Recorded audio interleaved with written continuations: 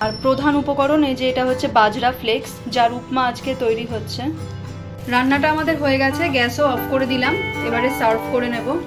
আপনারা তো দেখতেই পারলেন যে এটা রান্নাটা কতটা কম সময় দিয়ে কতটা অল্প তেল মশলায় হয়ে গেল।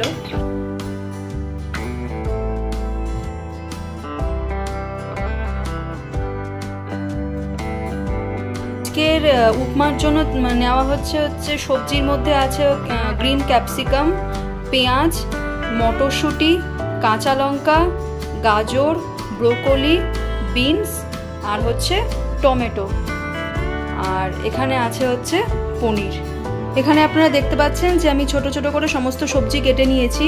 যেমন এখানে আছে হচ্ছে বিনস, তারপরে পেঁয়াজ, মটরশুঁটিটা ছাড়িয়ে নিয়েছি, ব্রোকলি, গাজর, ক্যাপসিকাম, কুচি করে লঙ্কা আর হচ্ছে টমেটো, আর এটা হচ্ছে বাজরা ফ্লেক্স।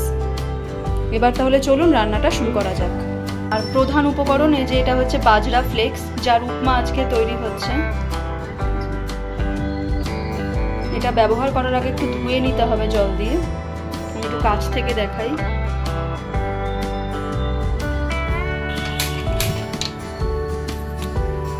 এই উপমাটা বানানোর জন্য আমি ব্যবহার করছি হচ্ছে অলিভ অয়েল। আপনারা সাদা তেল বা সর্ষের তেল কিন্তু ব্যবহার করতে পারেন। কড়াই গরম হয়ে গেলে এবারে একদম সামান্য পরিমাণ দিয়ে দেওয়া হচ্ছে এখানে অলিভ অয়েল। তেলটা গরম হয়ে গেলে প্রথমে দিয়ে দিচ্ছে হচ্ছে পেঁয়াজ। পেঁয়াজটা একটু ভাজা ভাজা হয়ে যায়, তারপরে বাকি সবজিগুলো দেব। পেঁয়াজ ভাজা হয়ে গেছে, এবারে দেখছে গাজর কুচি, বিনস কুচি, লঙ্কা কুচি, মটরশুঁটি,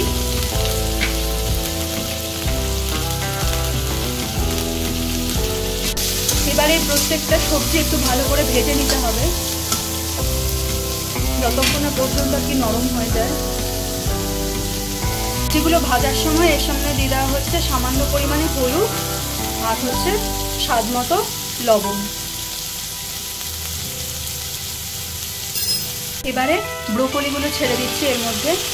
এখানে একটা কথা বলে রাখি, প্রত্যেক কটা সবজি কিন্তু আমি ধুয়ে ব্যবহার করছি, আপনারাও তাই করবেন। সবজি না ধুয়ে কখনোই কড়াইতে দেবেন না।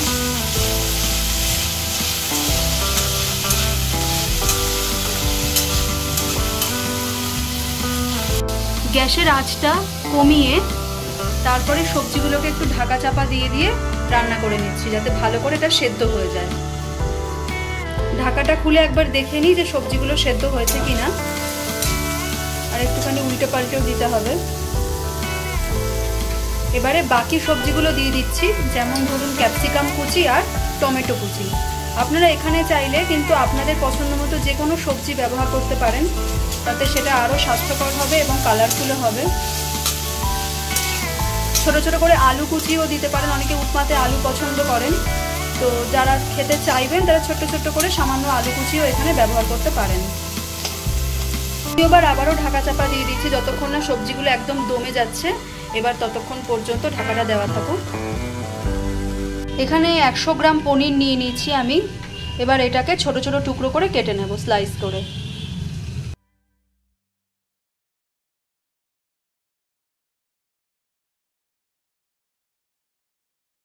বাইরে থেকে দেখে মনে হচ্ছে সবজিগুলো একদম দমে গেছে। হ্যাঁ, দমেও গেছে, আর দমে গেছে মনে হচ্ছে সেদ্ধ হয়ে গেছে। এই দেখতে পাচ্ছেন আপনারা, সবজিগুলো সেদ্ধ হয়ে গেছে।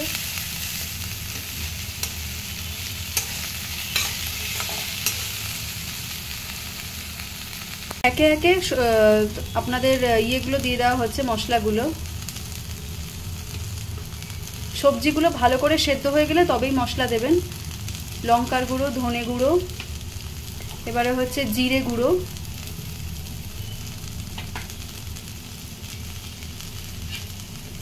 এবারে সবজিগুলোকে খুব ভালো করে মশলার সাথে মিক্স করে নিতে হবে। সবজির সাথে মশলাগুলো ভালো করে মিক্স হয়ে গেলে এখানে কেটে রাখা পনিরগুলো এবার দিয়ে দিচ্ছি। যারা ডেয়ারি প্রোডাক্ট খান না তারা চাইলে টোফু বা সয়াবিন বা রাজমা, কাবলি ছোলা এগুলো আপনারা কিন্তু ব্যবহার করতে পারবেন। তাছাড়া ডিম বা চিকেন কিমা সেগুলোও কিন্তু আপনারা দিতে পারেন, যেটা আপনারা প্রোটিন হিসেবে খেতে চাইছেন সেটা দিতে পারেন। আজকে আমি সম্পূর্ণটাই নিরামিষ করে বানাচ্ছি, তাই জন্য শুধুমাত্র এখানে আমি পনিরটাই ব্যবহার করলাম। সবজিগুলো, মশলাগুলো, পনির এবারে খুব ভালো করে একসঙ্গে সব মিশিয়ে নিচ্ছি।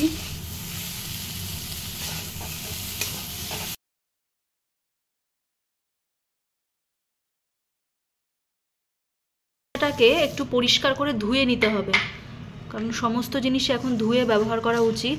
তাই বাজরাটা যদি আপনারা এরকমভাবে ধুয়ে নেন তাহলে পরে বাজরাটা কিন্তু কোনোভাবে ওয়েস্ট হবে না, আর ধুলো ময়লা যা আছে সেগুলো কিন্তু বেরিয়ে যাবে। এরকম চাইলে আপনারা একবার দুবার ধুয়ে নিতে পারেন। রান্নাটা এবার তুলে নিচ্ছি, তুলে আরও একবার জিনিসটাকে নাড়িয়ে দেব। এরপরে দিয়ে রাখছি ধুয়ে রাখা বাজরা ফ্লেক্স। আমি এখানে একজনের পরিমাণে করছি। এবার আপনারা যদি আরও বেশি কোয়ান্টিটিতে করতে চান তাহলে সমস্ত উপকরণের পরিমাণ কিন্তু বাড়িয়ে দিতে পারেন। আরও একটু সামান্য লবণ দিয়ে নিচ্ছি। লবণ আর ঝাল যে যার স্বাদ মতো এখানে ব্যবহার করবেন। সব কিছুর সঙ্গে বাজরা ফ্লেক্সটাকে খুব ভালো করে মিশিয়ে নিতে হবে।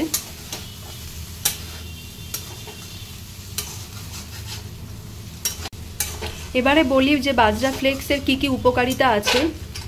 যারা ধরুন ওজন কমাতে চাইছেন বা ডায়াবেটিস আছে, কোলেস্টেরল আছে, এখন ডায়াবেটিস, কোলেস্টেরল, সুগার, প্রেশার সব ঘরে ঘরে, তো এটা যেহেতু গ্লুটেন ফ্রি, বাজরা ফ্লেক্স দুটোই গ্লুটেন ফ্রি, তাই জন্য কিন্তু এটা তারা ডায়েটে ইনক্লুড করতে পারেন।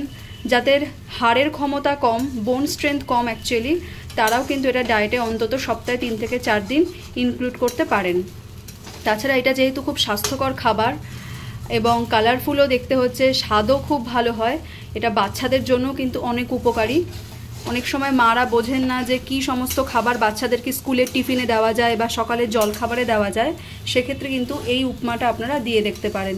চিড়ে বা সুজির উপমার বদলে এটা দিয়ে দেখতে পারেন। অনেক সময় চিড়ে বা সুজির উপমাতে অ্যাসিড বা গ্যাস এগুলো ফর্ম করে বাচ্চা বড় সকলেরই, তারা যদি এটাই কনভার্ট করে মানে নিয়ে আসেন বাচ্চাদেরকে, তাহলে আশা করি এই প্রবলেমগুলো মানে ডাইজেশনের প্রবলেমগুলো কিন্তু হবে না,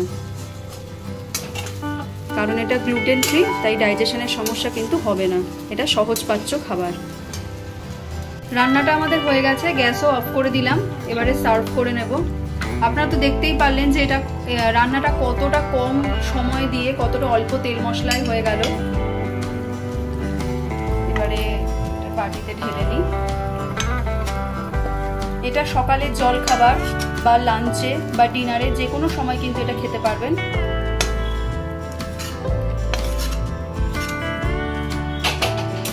বাড়িতে যদি কোনো বয়স্ক মানুষ থাকে তাদেরকেও কিন্তু এটা আপনারা একটুখানি দিয়ে দেখতে পারেন।